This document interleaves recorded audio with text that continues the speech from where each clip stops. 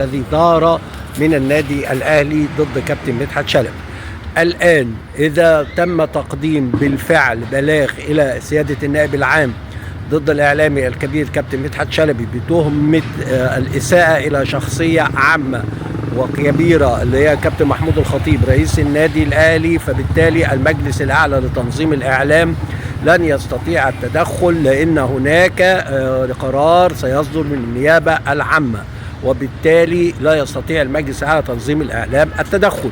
وإذا لم يكن هناك بلاغا ضد كابتن مدحت شلبي للتحقيق معه فيما قاله عن كابتن محمود الخطيب، فإن القضية سيتم تحويلها إلى نقابة الإعلاميين لاستدعاء كابتن مدحت شلبي وسؤاله. الموقف خطير، لأن كابتن مدحت شلبي سيكون ملزما بتقديم المستندات الدالة على صحة كلامه، خاصة فيما يتعلق بعدم السفر إلى الولايات المتحدة الأمريكية. وفي هذه الحالة سيتم مخاطبة السفارة الأمريكية لتقديم إفادة بما يقال عن هذه التأشيرة، كما سيكون النادي الأهلي ملزما بتقديم جواز السفر إلى النيابة العامة أو إلى المجلس الأعلى لتنظيم الإعلام أو نقابة الإعلاميين في حالة طلب هذه المستندات. النادي الأهلي قال أنه تقدم بحافظة أوراق كاملة إلى المجلس الأعلى لتنظيم الإعلام، وبها أصل التأشيرة التي حصل عليها كابتن محمود الخطيب للسفر إلى الولايات المتحدة الأمريكية. وفي هذه الحالة على كابتن مدحت شلبي إثبات العكس.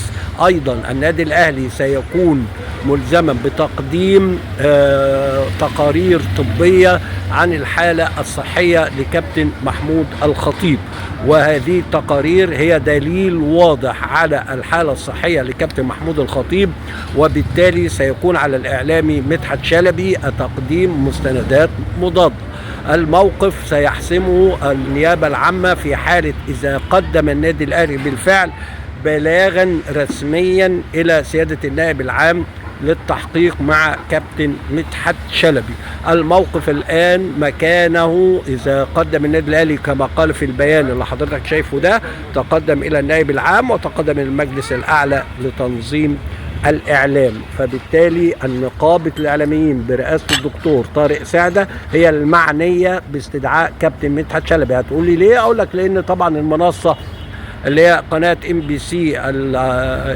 MBC لا تخضع للمجلس الأعلى لتنظيم الإعلام فعليا، وبالتالي المنصة ليست معنية بالرد على المجلس الأعلى، وبالتالي ستحال القضية كاملة إلى نقابة الإعلاميين للتحقيق مع مقدم البرنامج الإعلامي كابتن مدحت شلبي. وكما قلت لك في حالة تقديم بلاغ إلى النيابة سيتم طبعا عدم تدخل المجلس الأعلى ولا النقابة إلا بعد صدور قرار النيابة. المستندات هي الفيصل في هذه القضية، والمستندات هي الحقيقة كاملة والتي يتقدم بها النادي الأهلي سواء إلى المجلس أو سواء إلى النقابة أو سواء إلى سيادة النائب العام. الموقف لن يمر بسهولة، خاصة مع تدخل طبعا الجمهور في هذه القضية. نراكم قريبا.